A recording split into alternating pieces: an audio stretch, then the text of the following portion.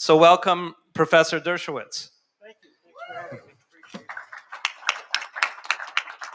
Appreciate What are your thoughts on the concept of proportionality as it relates to the current conflict in the Middle East? We'll give you like 5 minutes. My first thought is that nobody understands it. Most people, if you ask them what proportionality means, they would say that if Hamas killed 1,500 or 1,200 Israelis and captured 250 people, a proportionate response would be to make sure that Israel only kills 1,500 and kills maybe a few others. It has nothing to do with that. Under the laws of proportionality, if an army kills one Israeli soldier, the Israelis are entitled to kill 10,000 soldiers. Proportionality has nothing to do with tit for tat. It has only to do with 2 points. One, the principle of distinction between civilians and combatants. And second, if you're marshaling a military attack on a mixed target, a target that contains both combatants and non-combatants, those conducting the military operation must conclude that the value of the military target is proportional to the expected and anticipated civilian casualties. So that if you're going after one soldier, an ordinary soldier who's in a hospital, and in order to get that one soldier, you have to endanger the lives of 20 or 30 civilians, that's not proportional. On the other hand, if you're going after a major leader, or for example, the nuclear facilities of Iran, then the number of civilians that you anticipate will die or be injured can be very high in proportion to the value of the target. So the first thing that the people authorizing the rules of engagement, authorizing the attack must do is decide on the value, the military value of the target. That's going to be very subjective. It's obviously a rule of reason. And then you have to anticipate what the likely civilian casualties are. At the same time, you try to reduce the amount of collateral damage, but you don't reduce it to the extent of endangering your own soldiers or the military goal. So to summarize, the point is, first, you must distinguish between combatants and non-combatants. And if you have, and you can kill as many combatants as you have to. There's no rule of proportionality when it comes to combatants. And by the way, just to get to something very current, a combatant is somebody who is involved in the terrorist or military operations. And of course, Hezbollah decided who the combatants were when they gave them communication devices. So everybody receiving a communication device, even the ambassador from Iran to Lebanon, was automatically a combatant.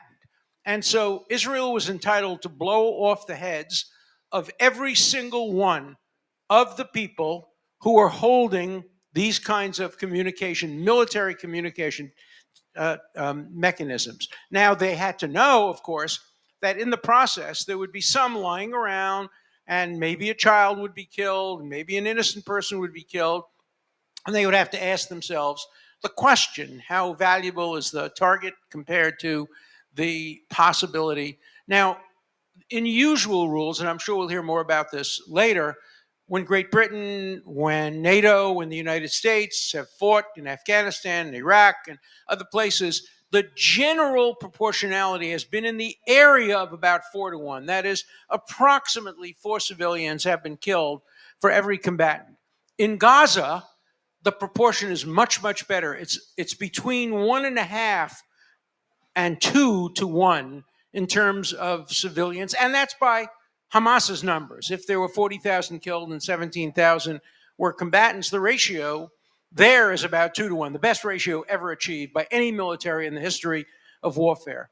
The ratio achieved in the Beeper attacks is, of course, much, much lower than that. It's probably 1 civilian for every 100 combatants. And yet, today, the Pope had the chutzpah to announce that he was appalled at Israel's response in Lebanon without a single mention of the fact that the reason for that is that Hezbollah sent thousands of rockets starting on October 8th. It was as if, according to the Pope, the Israelis suddenly one day, without any provocation, decided simply to bomb Lebanon. That's been true of academics. That's been true of CNN. It's been true of many in the United Nations. And tragically today, it was true of a very good and great man, the Pope. So if I want to give the Pope one assignment, it's listen to the recording of this or read a book on proportionality before you speak and condemn only one side of what is a historically tragic conflict. That is the fault only of those who started it. Hamas in Gaza, Hezbollah in Lebanon. Thank you, Professor Dershowitz. Our next panelist is Colonel Richard Kemp. Colonel Kemp served as a British infantry commander and spent much of his career combating terrorism and insurgency in Iraq, Iran, the Balkans, and in Northern Ireland, where he was wounded in a terrorist attack. He headed the international terrorism team at the Joint Intelligence Committee in the UK Prime Minister's office and was chairman of the Multi-Agency Intelligence Group at COBRA, the UK National Crisis Management Committee. Colonel Kemp is an expert on Hamas and Hezbollah, and he has been present in Israel since the war began in October 2023. He spent much time at the Gaza border, and he has made numerous visits to the Lebanese border and Judea and Samaria. So, Colonel Kemp, please briefly share your perspective on this current conflict. Yeah, I think I'm afraid to say that in the war that started in October last year, we've seen many, many examples of disproportionality, too many that I can possibly mention now. And it's really a tragedy. And the disproportionality is the disproportionate attacks against Israel around the world. That is what is disproportionate here. And much of it emanates from this building and from associated UN buildings. If you look at, and it's not new, this has been going on for many years. In the last decade alone, the United Nations General Assembly, which has been meeting here today and this week, has made resolutions condemning Israel for war crimes and other similar crimes 155 times in that period. All other countries combined, all other conflicts combined, have been condemned only 88 times. That is almost the definition of disproportionality. And of course, the UN Secretary General, who presides over this place, is probably as guilty or more guilty than most other people. We just heard yesterday, I think it was, some comments made by the UN Secretary General effectively accusing Israel of collective punishment in the war in Gaza. Far from it. But he said it, and the UN Secretary General saying something like that means a hell of a lot and feeds the propaganda machine that's directed against Israel. The fact that civilians die in war is a great tragedy, but it happens in every war. And it does not mean that the country that's imposing those casualties is carrying out collective punishment. He went on to imply in his speech that we were about to see the same kind of problem in Lebanon. And basically, he's been making accusations about Lebanon that suggest that this is Israel's fault. What has the UN Secretary General been doing since 2006, when UN Security Council Resolution 1701 put in place a system to prevent Hezbollah from being anywhere near southern Israel? You know, that UN Security Council resolution has 12,000 peacekeepers in Lebanon backing it up. And what has it achieved? Nothing. Nothing. And therefore he, the UN Secretary General himself, is culpable. If you look at go beyond that. Look at the International Criminal Court and the International Court of Justice. The International Court of Justice obscenely accuses Israel of genocide. It is an obscenity. Yet the reality is that it's Hamas, which is a genocidal organization. They don't have the power to commit genocide. They've stated that's their intention. They've done their best to do it. That is the genocidal organization. The International Criminal Court has distorted its own mandate, its own founding charter, the Rome Statute. It's distorted it in so many different ways to get the Prime Minister of Israel and the Secretary of State for Defense in Israel into the dock in The Hague, accused of war crimes.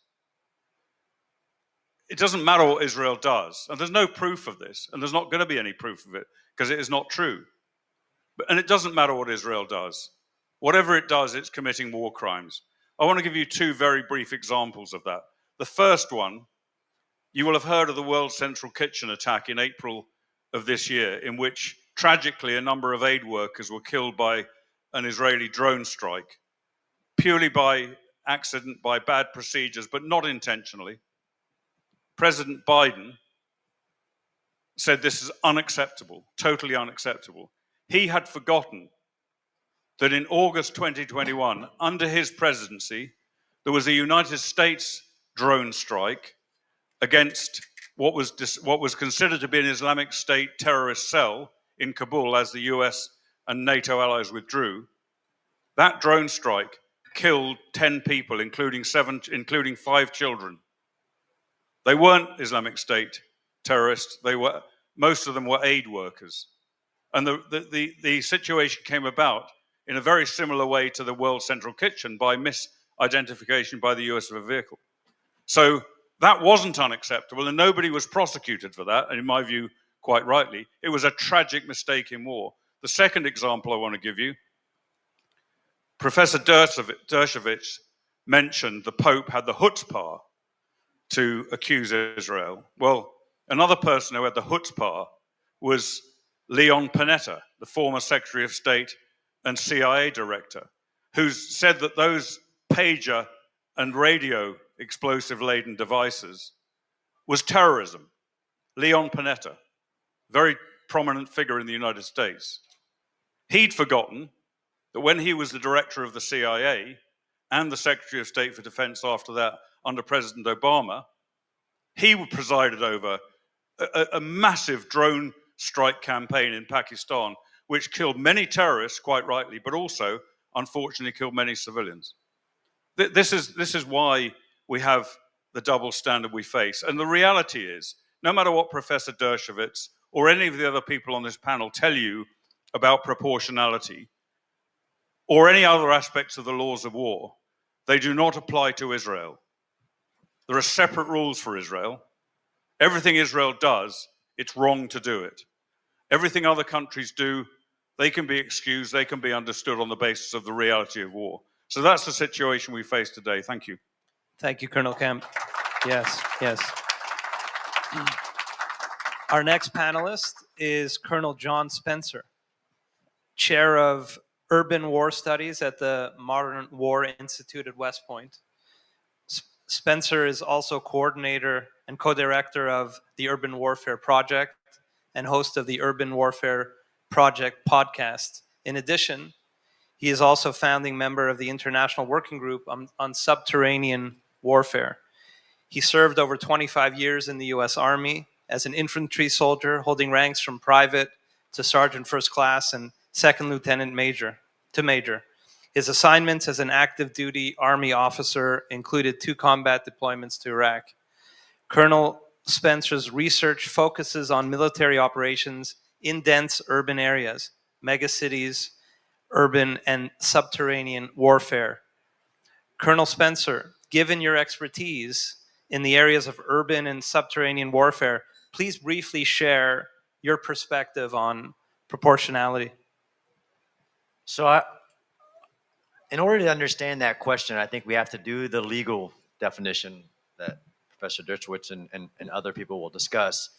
You have to also put it into context of the actual military mission. What is the context of the war, the battle, whatever, and then add a historical perspective. And I think I'll talk to you about the historical perspective, because there is no number that determines whether Israel has been proportionate, discriminate, tried to prevent civilian casualties like they have. That's not the way the law of war works. It isn't the effects. It is, what did you know? What is the assessment you made? What did you do to prevent harm? Then the operation, then you assess whether somebody's being legal.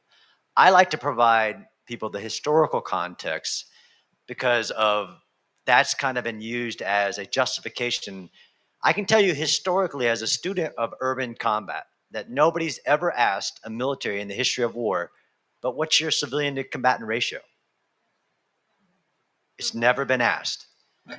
It wasn't asked in 1945 when the US military re-entered the Philippines and went to Manila to retrieve our prisoners of war, 3,000 prisoners of war and men, women, and children that have been left behind, called internees.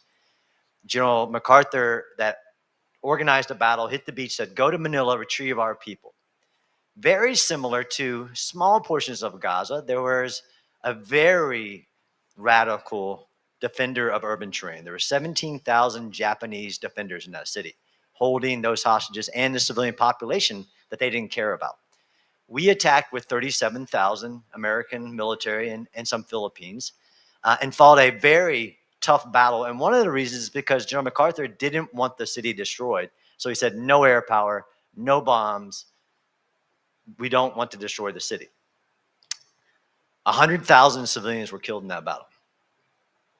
And most of the city burned to the ground. And nobody asked, what's your civilian to combatant ratio? And the part where I do in this business of historical data is that even in today, there's three types of lies. There's lies, damn lies, the statistics.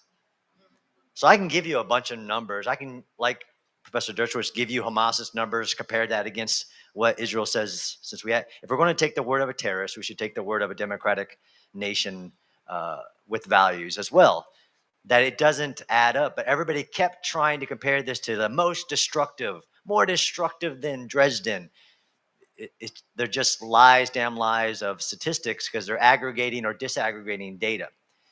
In more modern, somebody will say, well, John Spencer, that's before the Fourth Geneva Conventions. We don't do that anymore. Do what? Protect civilians? Because of that 100,000 civilians, the Japanese killed most of those. They were slaughtering civilians. They didn't care about civilian life. They actually starved the civilians so there would be a humanitarian crisis when the Americans got there. Sounds real familiar, right? There's been two battles since then, because there is difference in war when the enemy is given time to prepare the city for defending. And I think one of my colleagues will talk about kind of the military context of the tunnels, the weaponization of the law of war, the use of the hospitals, the schools, and using human shields. But there's only been two major battles that I can find where I can give you a comparison, because militaries that follow the law of war, like Israel does, or the United States, or the UK and other Western militaries, are really far and few between. We don't want to talk about the Syrian war where 300,000, 18 to 23 people dying a day for 10 years. We don't want to talk about that.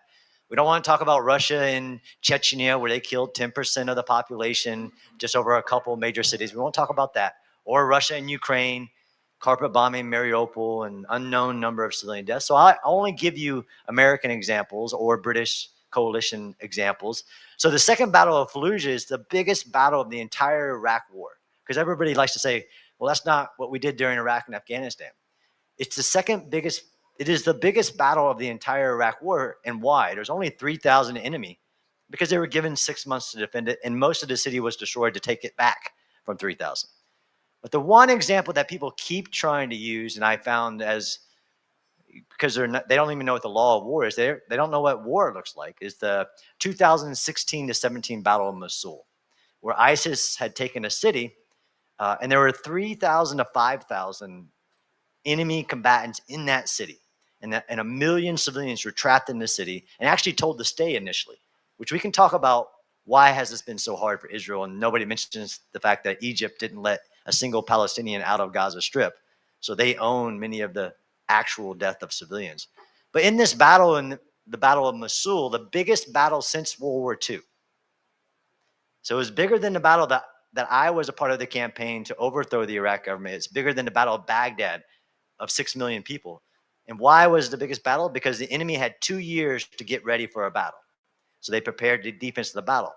It took 9 months, 100,000 Iraqi security forces to get just 3,000 ISIS defenders out of that city. 10,000 civilians were killed. But we actually don't know how many civilians were killed. It was a year later before. This is also the part that I find fascinating in, okay, we want to assess proportionality. We're going to use the numbers that the terrorists give us within minutes.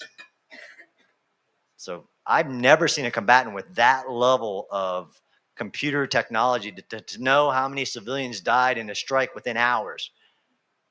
If I tell you in most urban wars or battles, it's been years later. It's crazy. But in that battle, what they also don't talk about is that the Iraqi military lost 10,000 soldiers to take that city, one city. There's 6 cities like Mosul in Gaza.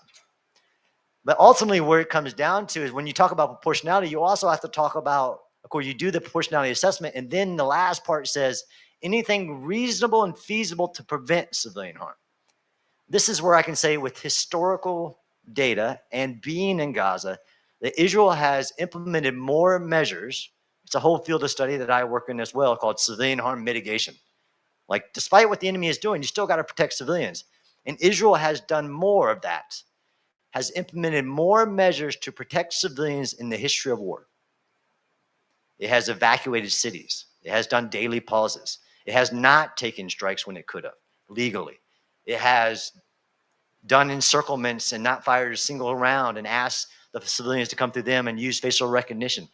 They've done more than any military in the history of war has ever done, and somehow they say you're not proportionate.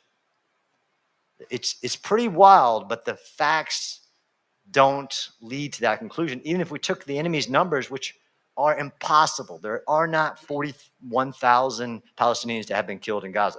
That's a fact. I can say that with strong conviction that there has not been 41,000 Palestinians that have died in Gaza. There have been 41,000 deaths or reported deaths or double names or missing personnel or people that died of natural causes, according to Hamas. Thank you, Colonel. Our next, yes. Our next panelist is Major Andrew Fox, military strategist and analyst. Major Fox is a research fellow at the Henry Jackson Institute, a nonpartisan transatlantic foreign policy and national security think tank based in London. Major Fox's expertise include the Middle East, defense, and the psychology of disinformation. Mr. Fox spent 16 years in the British Army, completing 3 tours in Afghanistan, as well as serving in Bosnia, Northern Ireland, and the Middle East. Welcome, Major Fox. Briefly, what are your thoughts on the concept of proportionality of Israel Hamas, Israel Hezbollah? What's your take? So I've taken the liberty of scripting my opening remarks, and I've timed them to exactly 5 minutes. So hopefully I will stick to that. You come prepared. That's great. Through. First of all, I would like to acknowledge the victims of war. We can't reasonably discuss proportionality in combat without first understanding that war is not an abstract concept. The state of Israel currently faces a war on several fronts. And any compassionate observer must note that innocents are suffering. Israeli citizens, some massacred or taken hostage on 7th of October by Hamas. Tens of thousands of them have been displaced by Hezbollah. Some innocent Gazan civilians have been caught between Hamas and the Israel Defense Forces, forced to shelter in tents in the Mediterranean summer. There are innocents in Lebanon who've been forced to flee their homes in order to evade missile strikes, as Israel target the Hezbollah fighters who've used their homes as weapons storage sites. So Prussian theorist Karl von Clausewitz He wrote that self-imposed restrictions termed international law accompany war without essentially impairing its power. If we take his definition of war, which is an act of violence to compel our opponents to fulfill our will, these acts of violence in war, in an era where war is amongst the people, will inevitably lead to the suffering of innocents. This whole discussion hinges upon whether those acts of violence are legal and proportionate. Saint Augustine articulated the theory of a just war. He wrote that governments need not be ashamed of protecting peace and punishing wickedness. He wrote that the sacred seat of virtue is the heart. Israel's jus ad bellum, as St. Augustine termed it, or their reason for going to war against both Hamas and Hezbollah, is absolutely clear. I and a number of my fellow panel members have walked in human ashes in Kibbutz Be'eri. I've been to the site of Nahal Oz, where Hamas burned alive 22 Israeli soldiers. I've visited the site of the Nova Festival at Re'im, where Hamas murdered innocent partygoers. And also, I've seen the evidence of the sexual assault of Hamas on the 7th of October. Israel is a country created by a resolution from this very organization in which we sit. No country on earth could accept a threat of another 7th of October on its borders. Nor could any country in the UN accept over 9,000 rockets fired indiscriminately at civilians, displacing some 60,000 of their citizens. Israel's jus ad bellum is beyond question. But what about the other half of St. Augustine's equation? He wrote about jus in bello, or conduct during war. And if we return to Clausewitz, he wrote, the coarseness of war's elements excites repugnance. And I can tell you from first-hand experience that war is repugnant. However, we cannot assess a war based on those feelings of repugnance. Never in history has a war been fought that has not included visceral and bloody death. Extreme violence, the suffering of civilians. It is not, however, the death that is to be used as the vehicle for our assessment of any conflict. Under international law, what matters is the manner and the legal justification for that death. I've spent significant weeks with the IDF. I've been to Israel 3 times since 7th of October. I've examined their targeting processes, their rules of engagement, and their design for the wars they're currently fighting. I'm entirely satisfied that their processes and procedures match, or in some cases exceed, those of Western armies in terms of satisfying their international legal obligations. That said, it's inevitable that when young men and women are trained to be violent and are placed in the most horrific of settings, as war is, some will break those laws. It happened at Abu Ghraib in Iraq, Camp Breadbasket, Fallujah, Yusufia, all of them in Iraq. And it happened with the Australian Special Air Service Regiment in Afghanistan and possibly the British SAS as well, and that's an investigation currently ongoing. What matters, though, is how those breaches of the law are dealt with. Since last October, the IDF has launched 74 criminal investigations into the conduct of IDF soldiers. This is a tiny, tiny percentage of the 300,000 IDF soldiers who've served in Gaza. I've also examined the IDF's legal mechanisms, and I'm convinced, absolutely convinced, that they are correctly holding their soldiers to account. And this is what moral armies do. War is repugnant. Proportionality can only be assessed through an objective lens. Is the war just? And is conduct during the war just? And even while innocents suffer, as they always do in every war, I'm convinced that Israel meets both those criteria. Thank you.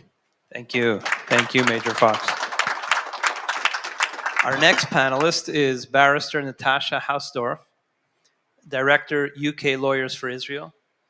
Ms. Hausdorff is an expert commentator on international law, including the law of armed conflict, foreign affairs, and national security policy.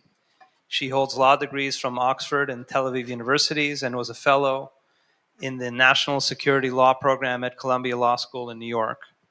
Ms. Hausdorff previously worked for the prestigious American law firm Skadden Arps in London and Brussels. She also clerked for the president of the Israeli Supreme Court, Chief Justice Miriam Naor, in Jerusalem, and she serves as legal director of the UK Lawyers for Israel Charitable Trust. Welcome, Barrister Hausdorff. What do the laws of armed conflict tell us about this current situation? Well, thank you very much. I think when we're looking at the concept of proportionality in the laws of armed conflict, one would be hard-pressed to find an aspect of international law that has been more resoundingly misrepresented in the history of international law. And everything my fellow panelists have already said should give you a strong flavor of how that has potentially come about. I think it's extremely appropriate that we are here having this discussion in this building, because here is unfortunately, one of the epicenters, combined with the international media and diplomatic discourse, of the misrepresentations on proportionalities. Professor Dershowitz has outlined it is not a case of comparing casualty figures. That would be macabre.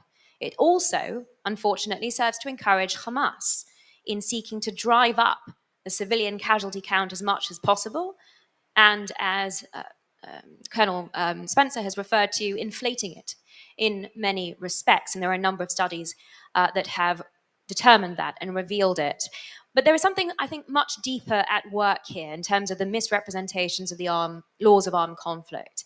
And I recall very early, already in October, John Kirby, the National Security Council spokesman, himself a military man, indicating that according to his perspective, the only number of acceptable civilian casualties in this conflict, in Israel's war in Gaza against Hamas, was 0. Now that is preposterous. There is no armed conflict in which any law-abiding military can ensure 0 civilian casualties. And when one takes into account the challenges that Israel has been facing on the ground in Gaza, faced with a terror infrastructure that has been embedded in civilian homes and in every mosque, school, and hospital over 16 years of Hamas control of the Gaza Strip, it is something that I, together with Colonel Richard Kemp and Major Andrew Fox, had the opportunity to view for ourselves on the ground in Gaza only a couple of weeks ago, both in Rafah and along the Philadelphia corridor, where we viewed the tunnels between the border of Egypt and Gaza that had supplied Hamas and that had enabled it to build that infrastructure. So that is the context in which Israel is fighting this war. And of course, it's the context in which the rules of international law are being so badly misrepresented. I consider that to be a problem not just for Israel, but for every law-abiding state, because it is shifting the goalposts into the unachievable. John Kirby's 0 civilian casualties. The reality is that the measures that Israel takes to prevent the casualty count for civilians, to prevent civilian deaths in armed conflict, are unparalleled in the history of warfare. They not only comply with the key principles of the law of armed conflict, necessity, distinction, proportionality, and precaution, but the measures that the IDF takes far surpass them. And there are many military legal experts, including those sitting on this panel, that will tell you that the US and the UK, the British Army, and other law-abiding armies would struggle to meet the incredibly high standard that Israel sets. I believe that comes not just out of the Military Advocate General Corps' role within the IDF, which is also unparalleled, the military lawyers that go through target lists and conduct that proportionality analysis on a strike-by-strike basis that are embedded within every unit and that sit outside of the military chain of command. They are answerable to the Attorney General in Israel so that they can tell more senior officers yes or no with respect to individual strikes based on their proportionality analysis. So it's not just because of the unprecedented role that lawyers have in the Israeli Defense Forces, I believe it speaks to something far deeper. And it speaks to the moral code, the code of ethics that the IDF instills in every single soldier in the first week of basic training. It's also reflective of the fact that the IDF is a citizen army. It is an army of conscripts. Those individuals who enlisted after the atrocities of the 7th of October, there was over 140% enlistment. Those individuals, doctors, lawyers, engineers, school teachers, plumbers, carpenters, that put on their uniform and reported for duty and did so because they knew they were defending their families. These are individuals that have grown up in the only democracy in the Middle East and have had instilled in them those democratic values, prizing freedom and life above all. I see that as integral to the precautions that the IDF takes and the case-by-case analysis, because it's individual soldiers that are having to make those decisions on the ground in real time and have to live with the decisions that they make in those contexts. Now, that's not in any way to do down professional armies around the world, but I think it's important to bring that into the context and bear that in mind in the realm of the war that Israel has had imposed on it. It's vitally important to understand that proportionality in armed conflict is not an effects-based analysis. It is intention-based, and that is based on, of course, the intelligence that goes into designing, targeting lists, and conducting a proportionality analysis. But ladies and gentlemen, that means that there is not one talking head, one military commentator, or one legal analyst that can tell you that any particular action that Israel has taken is disproportionate. They simply do not have the information to base that decision on. Those states that have been provided with that information, that Israel has shared sensitive intelligence with, the UK and the US included, have consistently said that they are satisfied that Israel's targeting and proportionality approach complies with international humanitarian law. And other experts, as you have also just heard, have indicated that in many respects it far exceeds what is required. And that is important to recognize. So where is the disconnect between the reality, which we have all imparted to you, and what we hear out of this building and many others? Lawfare, ladies and gentlemen, an abuse of law and legal processes and international legal institutions. And while that abuse is perhaps most on display and most effective with respect to Israel, what starts with Israel will not end with Israel. Every law-abiding state, every individual that prizes the rule of law, ought to be very concerned about this phenomenon. Because politicizing international law and international legal institutions in order to advance a political agenda against the Jewish state discredits international law, discredits the International Criminal Court, discredits the International Court of Justice, and it weakens those institutions should we ever seek to use them against the real abusers of international law and human rights, the real war criminals. That is why this panel is so significant. That is why every representative here at the United Nations ought to be in this room, listening to the real experts, those with experience on the ground, and those with decades of experience in the legal arena. And I'm very grateful for the invitation. Thank you, Barrister Hausdorff. Fantastic.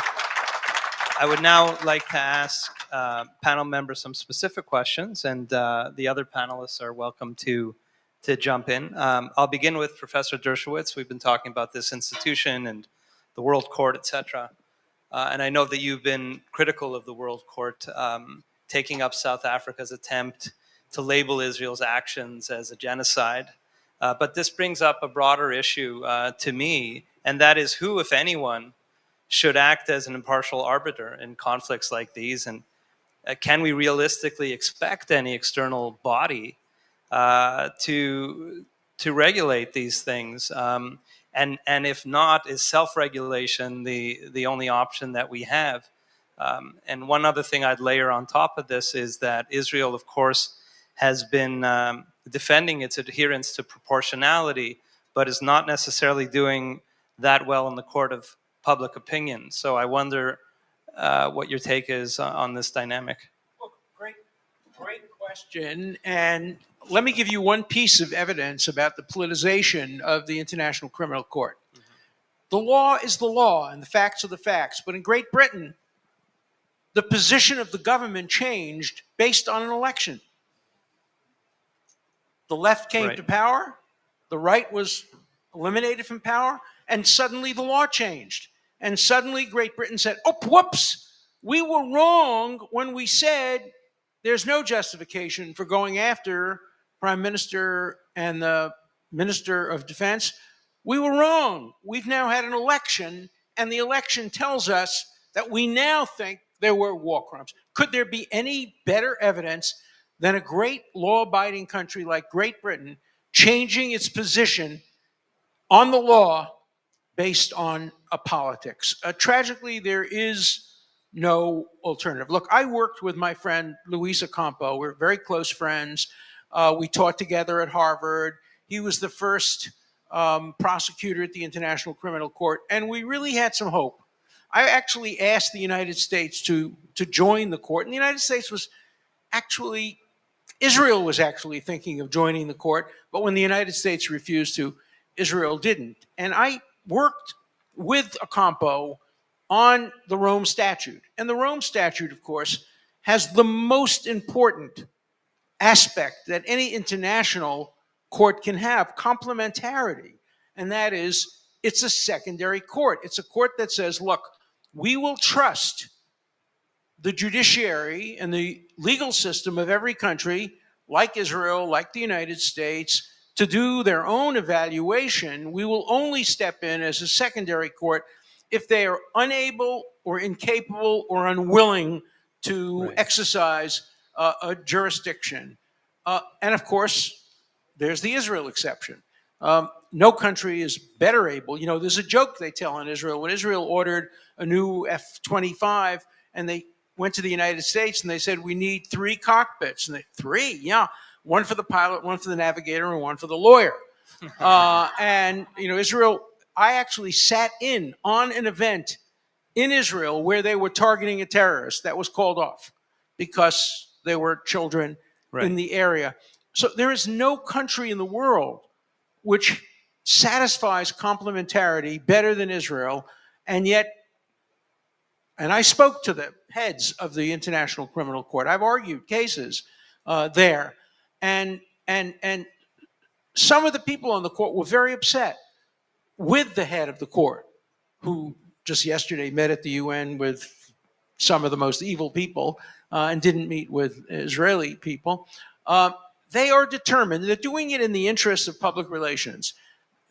They're doing it for 2 reasons. One, core anti-Semitism, anti-Israel. But the other one was, hey, we're going after these African countries. Let's go after some white, you know, Western democracy as well. Well, why not Israel? We're not going to get any pushback on that. So I think the International Criminal Court has failed, tragically, because it's a real court. The International Court of Justice is not a real court. It's not international. Israel doesn't traditionally serve on it. It's not a court because its justices are picked by the countries and in some instances must represent the country, and it wouldn't know justice if it fell over it. Yeah. So International Court of Justice was a failure from the beginning. The International Criminal Court could have been a success, and it was largely a success under Ocampo, but under the current chief prosecutor, it's an abysmal failure, and I think really marks the end of any international legitimacy to judging other countries. Can I make one other point? Sure. I just want to correct everybody who talked about the invasion by Hamas of Israel on the 7th of October. No, it was an invasion by citizens of Gaza, led by Hamas. But many of the people who participated in the murders and the rapes were ordinary Gazans. And I think Israel made a tactical mistake. Instead of declaring war on Hamas, it should have declared war on Gaza. Now, people would say, oh, that would recognize that, but Gaza was given over to originally the Palestinian Authority, and then a coup was taken over. But Israel is at war not with all the people of Gaza any more than the United States was at war with all the people of Germany, but they weren't at war. The United States didn't declare war on the Nazi Party. It declared war on Germany, and Israel should have declared war and should threaten to declare war on Lebanon, because we know too many Lebanese civilians are allowing their homes to be used as combatants to facilitate. So, international law has proved to be worse than the absence of any law when it comes to Israel and the conflict in the Middle East, tragically. Right. Thank you. My next question is for Colonel Kemp. To ensure proportionality, and we've talked about this, but I want to lean into it a little bit more. Israel has taken enormous risks with its own soldiers and fighters to protect civilians and civilian populations in Gaza. Was this required of Israel, given the battleground that Hamas set, given the setting, given the methods chosen by Hamas? I think if you're going to fight in a war and you're going to try and adhere to the laws of armed conflict, then there is always going to be an additional risk to your own soldiers. And that's been true of the United States and the UK and other countries who have been fighting in places like Afghanistan and Iraq. And their soldiers, in order to protect the civilian population or to not harm the civilian population, numerous American and British soldiers have died. And in the same way in Gaza, very large, or not very large number, but a certain number of Israeli soldiers will have died out of the need to adhere to the laws of armed conflict. I think one quite important point is that when Israel plans to carry out a strike, an airstrike or a strike on the ground, whether it's using infantry, artillery, or tanks or any other of its weapons, it normally, not in every single case, but normally will issue warnings to the target areas. And that's done through a number of different means, including in this war, by millions of text messages, voice messages, phone calls made directly in Arabic to individual people living in Gaza, sometimes by leaflet drops. And as an example, I'm not sure it's happened inside Gaza, but certainly we've seen recently similar warnings given in Lebanon by the Israelis hacking into Lebanese radio and television to transmit warnings to people. These sort of measures are taken routinely by the Israelis, which is, we've heard it here several times before. These kind of measures, they're not routine measures taken by other armies. This goes well above and beyond. But one thing it does is it alerts the enemy that you're coming. And that in itself is dangerous. It's dangerous if it's a ground offensive, in particular to the troops concerned. It's also dangerous in terms of the overall war objectives because it risks enemy targets which need to be taken out getting away, which obviously increases the danger from the enemy. So there's numerous different forms of danger that adhering to the laws of armed conflict take. One thing I would say about that is that the laws of armed conflict don't actually require you in every case to give warnings. It says, I think in the relevant convention, it says when practicable or when possible, you should give warnings. But the IDF almost invariably give these warnings before they carry out an attack. And not only do they give warnings, they also then maintain surveillance on an area they're planning to attack that's got civilians living in it through drones, other aircraft, other means, to see when the population in the relevant area has left. And that all takes time, and it gives time for Hamas to, for their terrorists to move, for them to move critical weaponry, etc. It's not something that most military commanders would do, but generally speaking, the IDF does. Just to clarify slightly, one difference is if there's a very high priority target. For example, let's say the IDF identified the presence of Yahya Sinwar somewhere in Gaza. They're not going to, unless they're totally insane, they're not going to give a warning that they're going to attack that area.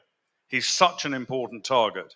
And the proportionality calculation made in his case, Sinwar's case, would probably lead the commander and the lawyers making that decision to conclude that you could maybe have a higher number of potential civilian deaths than you would in the case of a lesser target. And that's partly what proportionality is all about. He is such a critical figure that you might say it's proportionate to kill X number of civilians when, in the case of a less significant target, we'd only have risked killing Y. Great, makes sense. Colonel Spencer, I want to lean in a little bit more into your context that you provided in terms of other Western countries within the military. The United States has wrestled with these issues over a long span of history. Some have termed aspects of the Indian wars in the 19th century as genocide.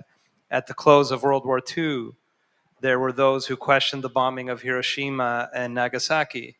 The presumption behind just war theory is that there is a right way and a wrong way to fight wars. And this has governed Geneva Convention thinking since the 19th century.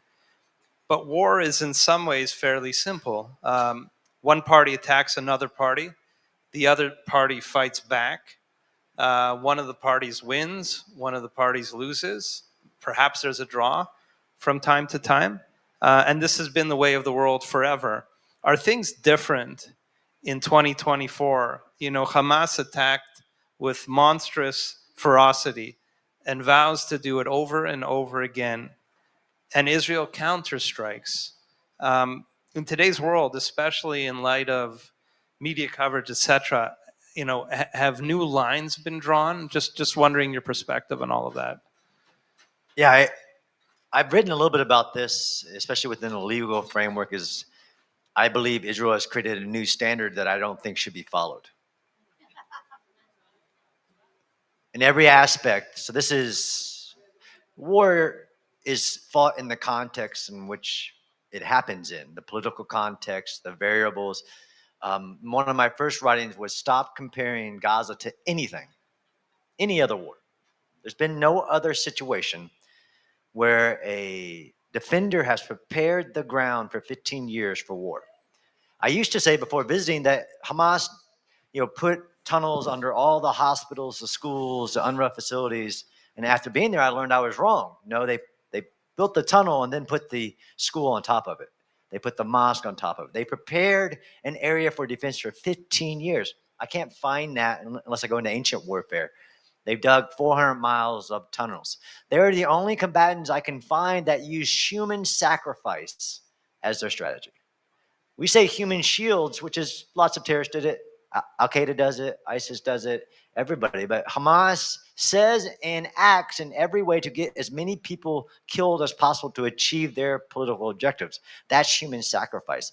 I don't want the standards in which Israel is being held to, I call it the Israeli standard, to be continued because I believe that would lead to greater war and suffering.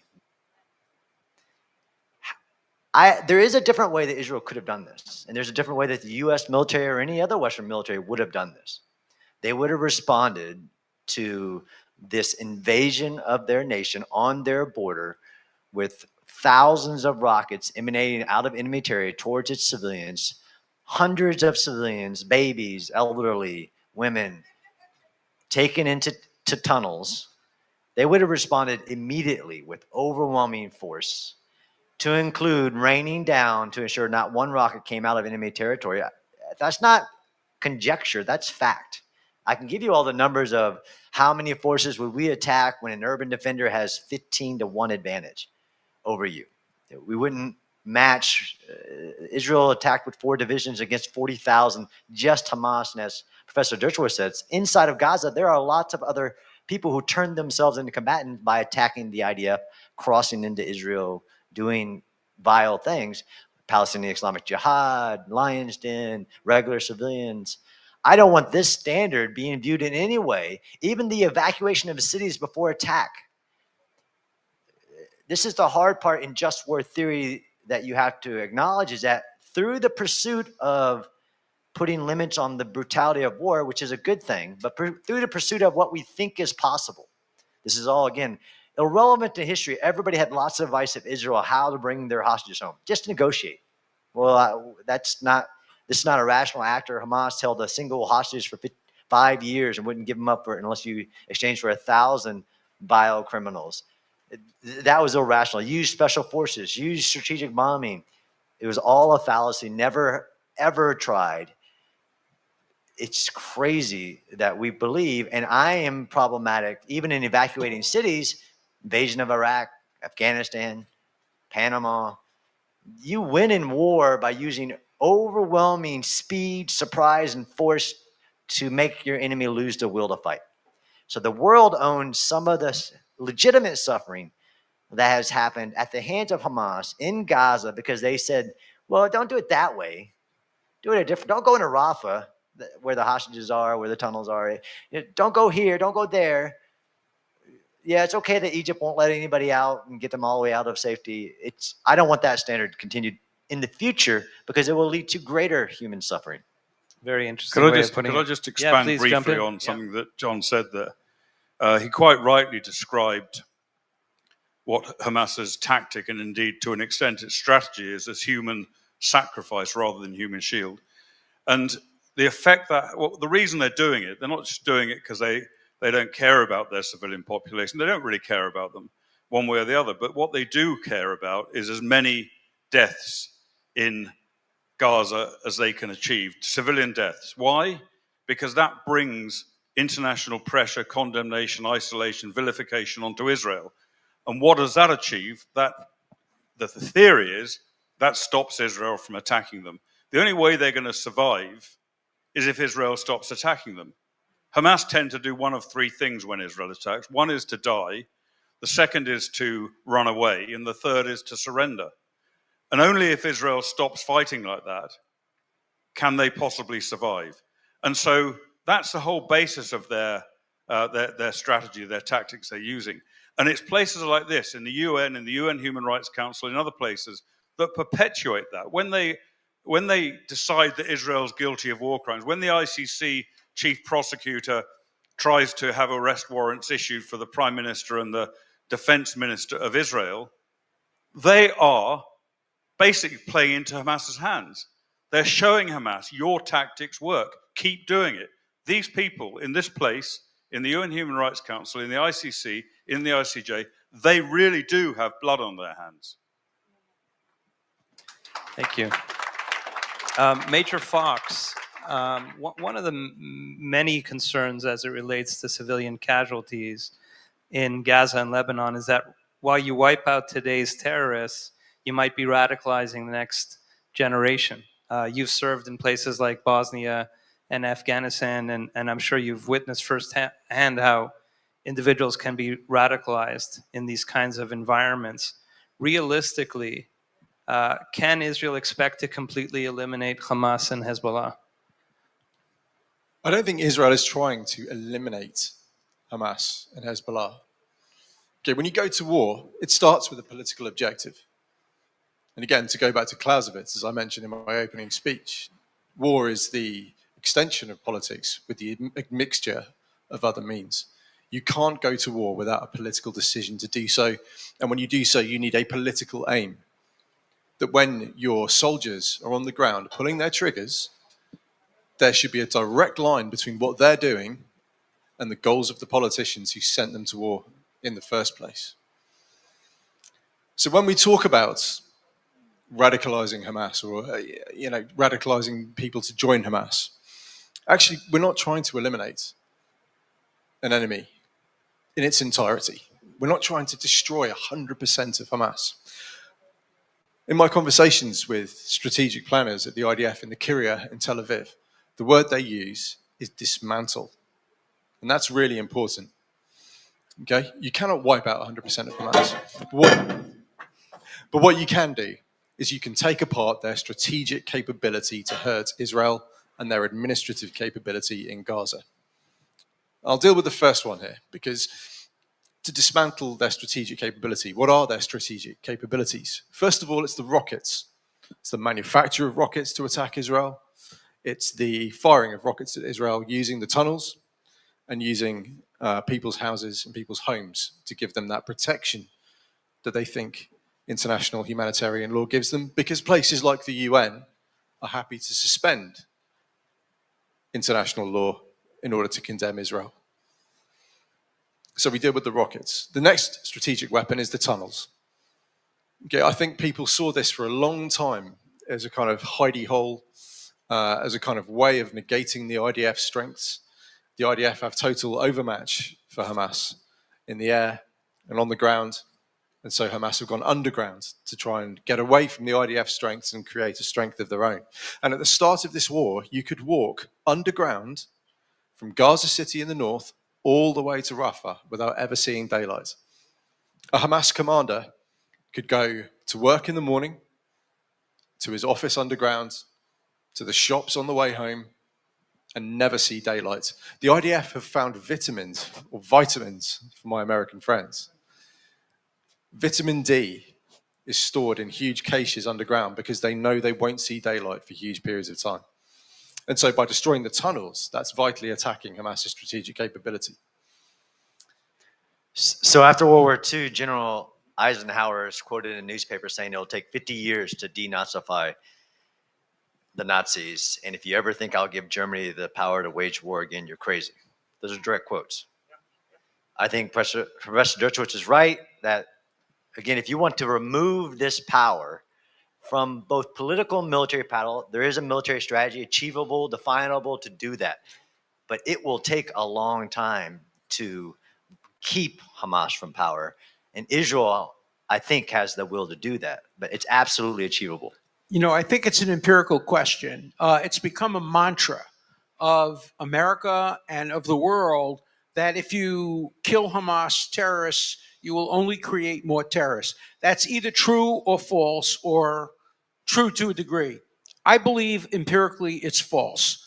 Germany and Japan are perfect examples of where we beat the hell out of them. We killed them. Hiroshima, Nagasaki, who became our best allies shortly after? The Japanese people, the German people. Look what's happening in Gaza. Polls are showing that the Gazan people are turning against Hamas, and polls are beginning to show that in Lebanon they're turning against Hezbollah. So I think there needs to be research done, empirical research done, to put the lie to this mantra that if you kill terrorists, it only creates more terrorists. If you kill enough terrorists, you will make it impossible for more terrorists to come forward, particularly those who value life, who really value life. So I would like to see, as a research project, I don't know who can conduct it, to see whether or not there is historical and empirical basis for what I believe is a totally false claim that's made by virtually every world leader today, including every leader in the United States.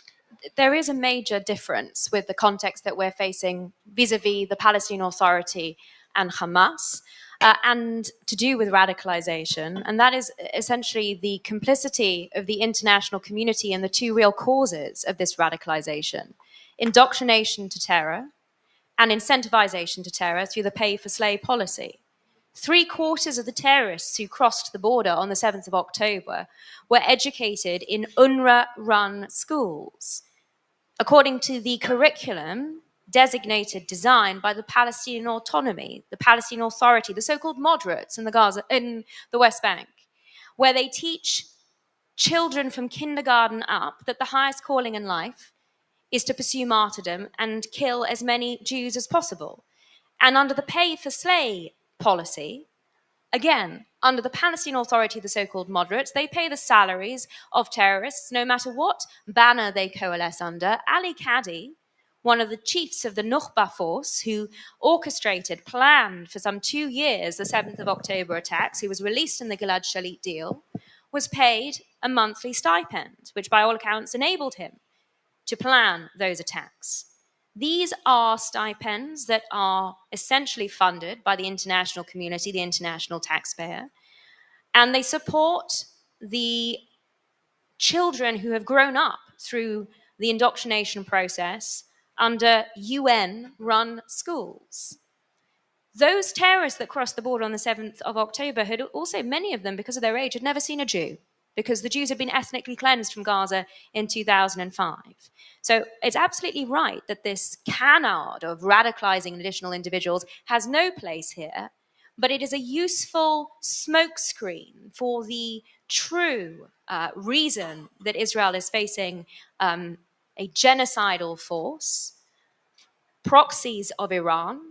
Now, that hasn't come up yet this evening, but it's absolutely right that it's not just Hamas that crossed the border on the 7th of October, and it is not just Hezbollah that is posing a further existential threat to Israel. But these are all Iranian proxies. And in the broader context of the war by Iran on Israel, everything that we have seen in terms of the misrepresentations of the facts and the law are playing into the terrorists' hands. Thank you. I think we should have done a 3-hour session. I've got so many other questions, but I wanted to go to the audience to see if we can get a couple of questions from the audience, and then I may wrap it up with another open-ended question to conclude. Yes, go ahead. First of all, thank you so much. My question is, we're not surprised by the insane criticism against Israel by the echo chamber of Islamism in this building. But what excuse do we have for Britain and America? Are they cozying up to the Islamists on their own soil? Or is this part and parcel of the new Sharia compliant trajectory? I'm trying to understand what's happened to the normal countries who have jumped on this gravy train of trying to persecute Israel. Well, I won't try and answer for the US, but certainly from the UK, I think it's perfectly apparent that this all comes down to politics. And the fact that the current Labour government was outflanked by a number of independent candidates running on a single issue, which was Gaza. That is why, inevitably, we've seen the refunding of UNRWA, despite its complicity in the 7th of October. That is why we saw the complete U-turn that Professor Dershowitz referenced with respect to the ICC. This is a court that does not have jurisdiction over Israel. Not only are there problems with the Rome Statute, and I'm afraid the way that it was drafted to seek to criminalize inter alia the presence of Jews in Judea and Samaria. I think that's a key reason neither the US nor Israel joined it. But critically, this is a court that can only have jurisdiction through those that sign up to the Rome Statute. And the reason I believe that the UK was desirous of making a submission, raising its concerns, is because every law-abiding state should be very concerned if an international court that is governed by a statute starts to act out with its proper jurisdiction. It's no longer an international court. It's a political body that starts to pose a serious danger.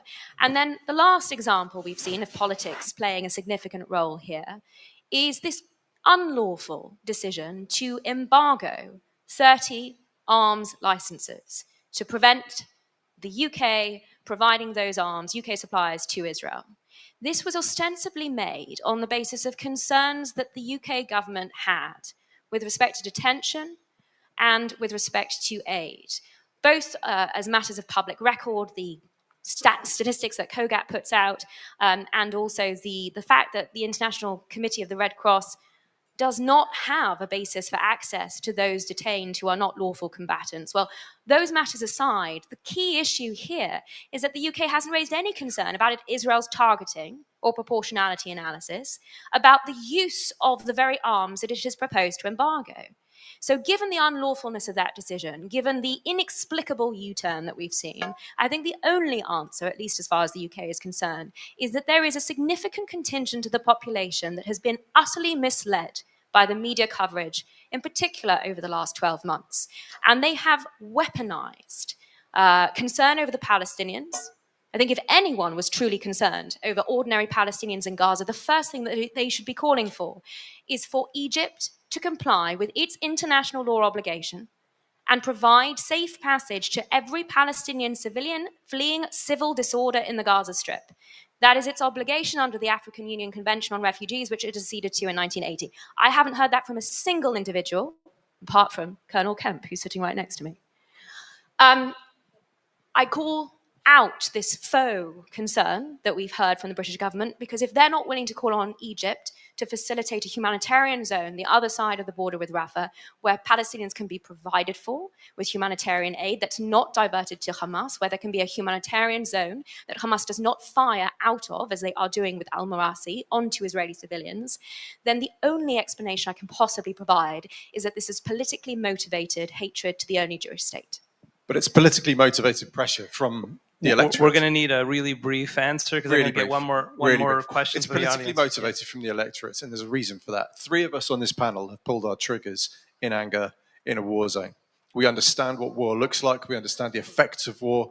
We understand how horrifying it is when an airstrike comes in and you can feel it in the core of your bones when they vibrate from the impact of a large bomb landing.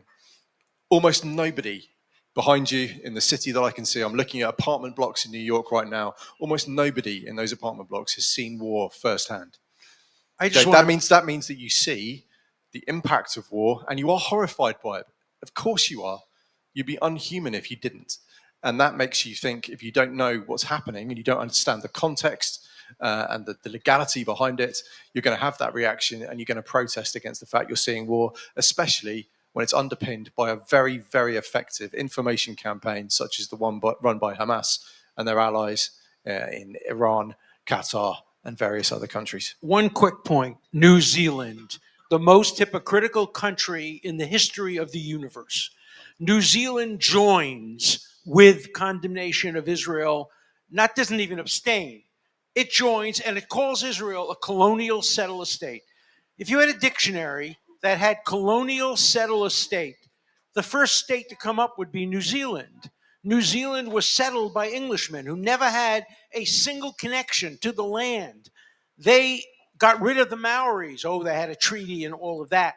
But the hypocrisy of New Zealand in voting against Israel, the hypocrisy of Ukraine abstaining, the hypocrisy of Canada abstaining. You cannot understand this without understanding that Israel is the Jew among the nations and is subject to international double standard anti-Semitism and hypocrisy. So is it truly anti-Semitism? So Professor Dush, Maybe that's the next. Maybe that's the next and final question. Yeah. I think I'll just add two on your question: ignorance and laziness. I've argued against in these halls and in Vienna against something called explosive weapons in populated areas, which translated into withholding 2,000-pound bombs from Israel, because how could they ever be used in a densely populated area? Because that initiative meant banning all bombs, missiles, mortars, anything that falls from the sky in urban combat. That initiative, I argued historically, would drive all combat into urban areas. It would create more Hamases. What do you mean? I can dig a tunnel under a building and you don't have munitions that could reach me because a 2,000-pound bomb goes 16 meters underground? Not very far. That's ignorance to where that initiative came from and got translated into political talk. And the other one is laziness. Like I've told some governments, do your homework, go there and see it yourself. in closing, any final brief comment from you, Colonel? Yeah, I'll try and be brief. I know this is not the briefest of panels, but I just want to say 2 things, really. One is this is an extremely important event because this sort of discussion, this sort of conversation does not happen in the United Nations. And I think I'd like to congratulate Yulia and the others involved in making sure this event happened. Thank you, Yulia. And also thank you to all of you for coming and being part of what I think is an important event. The second thing I want to say, or the final thing I want to say, is that we've heard a lot of gloomy talk about the UN, about the war, about the way that the international community regards Israel and treats Israel. But I would just say a couple of things. One is that the recent polling I've seen suggests that 80%, around 80, maybe 70, 80% of Americans support Israel. The loud and noisy minority are the ones who oppose Israel. And the same applies pretty much, I think, in the UK. And I think Israel's got a very, very bright future. I'm very optimistic about the outcome of this war once Hamas have been dealt with and annihilated in Gaza, and Hezbollah have been dealt with in Lebanon, I believe Israel is going to emerge from this war much stronger than it went into it. And there's 3 reasons I say that. One is because generations of Israelis have been fighting on the front line for their families, their friends, their country for a year. And that it's a terrible thing to have to do. No one would wish that on them, but it does bring strength to a country. And I think Israel will have an even deeper strength than it went into it. Secondly, Israel knows that it's got to be more self-sufficient. It's learned over the last year who it can trust, who it can't trust, who it can rely on, who it can't, and needs to be much more self-sufficient in arms manufacture and munitions, and is working on that now. And the third thing I believe is that the Jewish diaspora, I'm speaking here as a goy, but the Jewish diaspora, and by the way, a very talented Shabbat goy if anyone needs my services. But the Jewish diaspora, I think, certainly a large element of it in the US and the UK and other countries, has finally woken up to the reality of the way that Israel is viewed, particularly by international organizations. And I think there's going to be a greater tendency in the future for the diaspora to stand up and support Israel now that it realizes how much it needs them. And the final thing, and this is about the third final thing. The final thing is, I think all of us here in this room, whether we're Jews, not Jews, Israelis, not Israelis, we can be intensely proud of the extraordinary fight that the Israeli Defense Forces put up. I've seen them in action. I've seen them fighting. They're very, very brave young men and old men and women, and they've done phenomenal work beyond, I think, what any other army could possibly have achieved. Thank you. I have to disagree with just one point. I never disagree with Colonel Kemp. Israel cannot rely on Jews in America and diaspora. Jews in America care more about their own convenience, their own success, and their own acceptance than they do about Israel. I want to underline, Israel has to go to this alone. And the one rule for Israel, never, ever compromise your security because of what anyone else tells you to do. The UN, the International Court, the Pope, academia. Israel must be its own judge, make its own judgments about security, and never count on anybody but Israel and Israel's defense industry and Israel's ability to fight for its own survival. Thank you, Professor Dershowitz. And thank you to all the esteemed panelists. You're all tremendous advocates, including on the issue of proportionality. And we need to amplify your messages, and we have to amplify all of you in the information war that we're fighting at the same time. So I wanted to also thank you all for coming. Hopefully it was elucidating for all of you, and wishing you all a great night.